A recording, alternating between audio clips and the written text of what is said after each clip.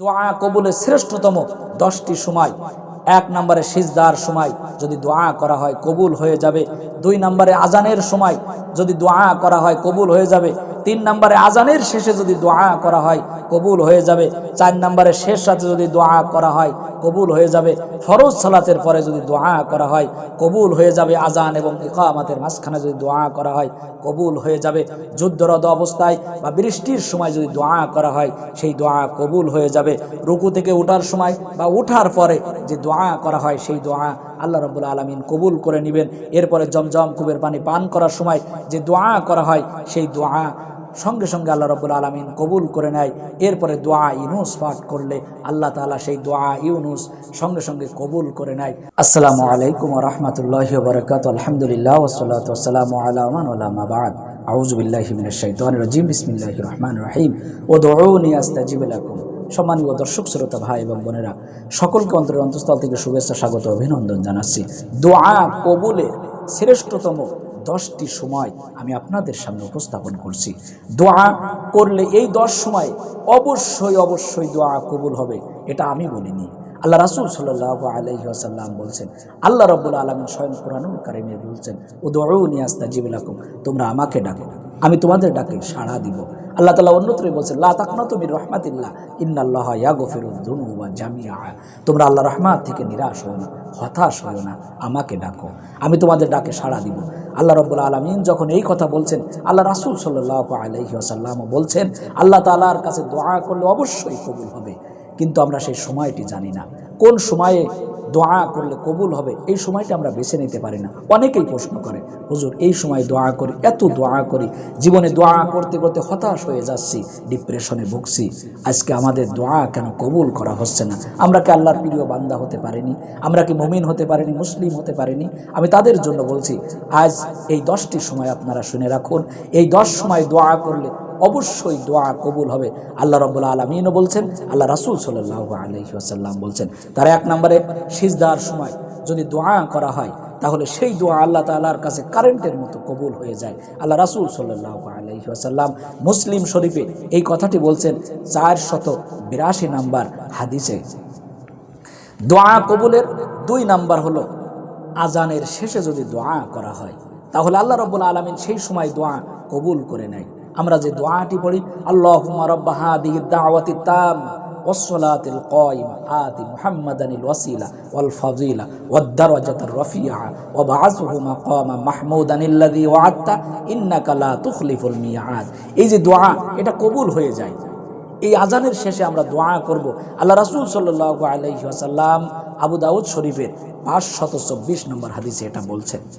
দোয়া কবুলের 3 নম্বর সময় হলো ফরজ সালাতের পরে আমরা অনেক তাসবিহ তাহলিল করি, আল্লাহুম্মা আনতাস সালাম ওয়া মিনকাস সালাম তাবারাকতা ইয়া যাল জালালি ওয়াল ইকরাম রব্বিরহামহুমা কামা রব্বায়ানি সগীরা রব্বানা লা তুযিগ কুলুবানা বা'দা ইদ হাদাইতানা ওয়া হাব লানা মিন লাদুনকা রাহমা ইন্নাকা আনতাল ওয়াহ্হাব।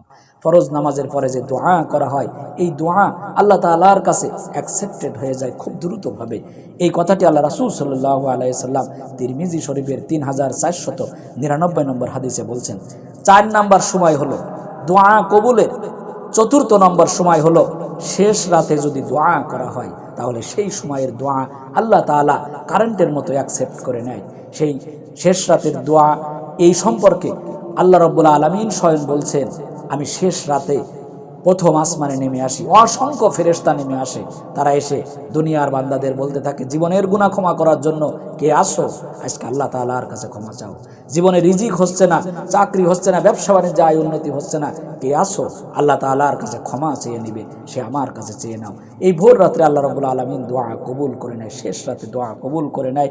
এই কথাটি বুখারী শরীফের 1145 নম্বর হাদিসে আল্লাহ রাসূল সাল্লাল্লাহু আলাইহি ওয়াসাল্লাম ঘোষণা দিয়েছেন। 5 নম্বরে আজান ও ইকামতের মাঝখানে, আজান ও ইকামতের মাঝখানে যদি দোয়া করা হয় সেই দোয়া আল্লাহ রাব্বুল আলামিন অ্যাকসেপ্ট করে নেয় সঙ্গে সঙ্গে। এই কথাটি আল্লাহ রাসূল সাল্লাল্লাহু আলাইহি ওয়াসাল্লাম বলছেন আবু দাউদ শরীফের 52 নম্বর হাদিসে, আদ-দুআউ লা ইউরাদ্দু বাইনাল আযানি ওয়াল ইকামা।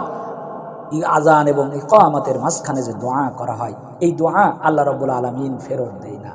6 নম্বরে যুদ্ধরত অবস্থায় এবং বৃষ্টির সময় দোয়া করলে আল্লাহ তাআলা সঙ্গে সঙ্গে সেই দোয়া কবুল করে নেয়। যুদ্ধের ময়দানে যুদ্ধরত আসো এবং বৃষ্টির মাঝে, বৃষ্টির সময় আল্লাহ রাসূল সাল্লাল্লাহু আলাইহি ওয়াসাল্লাম বৃষ্টির সময় গায়ে পানি ভিজাতেন, গায়ে পানি লাগাতেন এবং দোয়া করতেন।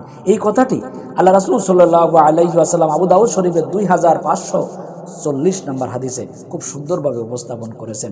এরপরে 7 নম্বরে রুকু থেকে ওঠার সময় এবং রুকু থেকে ওঠার পরে, রুকু থেকে ওঠার সময় এবং ওঠার পরে, দাঁড়ানোর পরে যে দোয়া করা হয়, এই সময়ের দোয়া আল্লাহ রাব্বুল আলামিন খুব সুন্দরভাবে কবুল করে নেয়, খুব দ্রুত কবুল করে নেয়।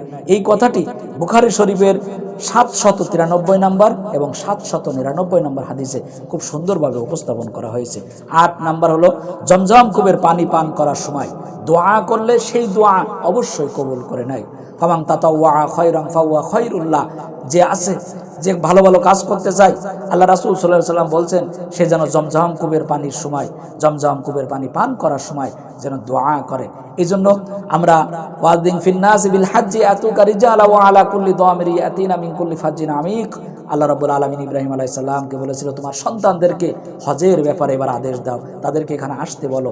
এই মক্কা, মদিনা, কাবা, বাইতুল্লাহ, সাফা, মারওয়া, মুজদালিফা, মিনা, এই জায়গাগুলো পরিদর্শন করতে বলো এবং জমজম কূপের পানি পান করতে বলো, জমজম তার পরিদর্শন করতে বলো, দেখতে বলো। এই জন্য জমজম কূপের পানি পান করার সময় যে দোয়া করা হয় সেই দোয়া কবুল হয়ে যায়। 9 নম্বর হলো আজানের সময় যে দোয়া করা হয় সেই দোয়া কবুল হয়ে যায়। এটা সিলসিলা সহিহা 1413 নম্বর হাদিসে এটা বর্ণনা করা হয়েছে। আজানের সময় দোয়া করলে দোয়া কবুল হয়ে যায়। 10 নম্বর দোয়া ইউনুস পড়লে আল্লাহ তাআলা দোয়া কবুল করে নেয়। দোয়া ইউনুস আলাইহিস সালাম মাছের পেটে গভীর সমুদ্রের ভিতরে যখন পড়েছিলেন, পৃথিবীর কেউ জানতো না।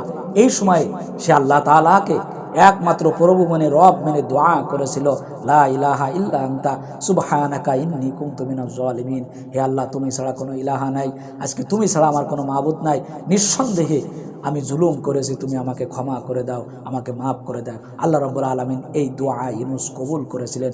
এই জন্য দোয়া ইউনুস যদি পড়া হয় তাহলে দোয়া সঙ্গে সঙ্গে কবুল হয়ে যায়। এটা তিরমিজির 3505 নম্বর হাদিসে আল্লাহ রাসূল সাল্লাল্লাহু আলাইহি ওয়াসাল্লাম ঘোষণা করেছেন। আমি আবার বলছি, দোয়া কবুলের শ্রেষ্ঠতম 10টি সময়, 1 নম্বরে সিজদার সময় যদি দোয়া করা হয় কবুল হয়ে যাবে।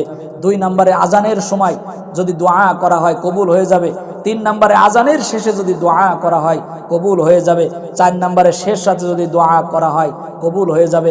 ফরজ সালাতের পরে যদি দোয়া করা হয় কবুল হয়ে যাবে। আজান এবং ইকামাতের মাঝখানে যদি দোয়া করা হয় কবুল হয়ে যাবে।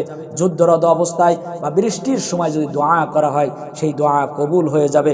রুকু থেকে ওঠার সময় বা ওঠার পরে যে দোয়া করা হয় সেই দোয়া আল্লাহ রাব্বুল আলামিন কবুল করে নেবেন। এরপরে জমজম কূপের পানি পান করার সময় যে দোয়া করা হয় সেই দোয়া সঙ্গে সঙ্গে আল্লাহ রাব্বুল আলামিন কবুল করে নেয়। এরপরে দোয়া ইউনুস পাঠ করলে আল্লাহ তাআলা সেই দোয়া ইউনুস সঙ্গে সঙ্গে কবুল করে নেয়। আল্লাহ রাব্বুল আলামিন এই 10টি সময়ে দোয়া করে তার কাছে কবুল করানোর তৌফিক আমাদের দান করুন, আমিন।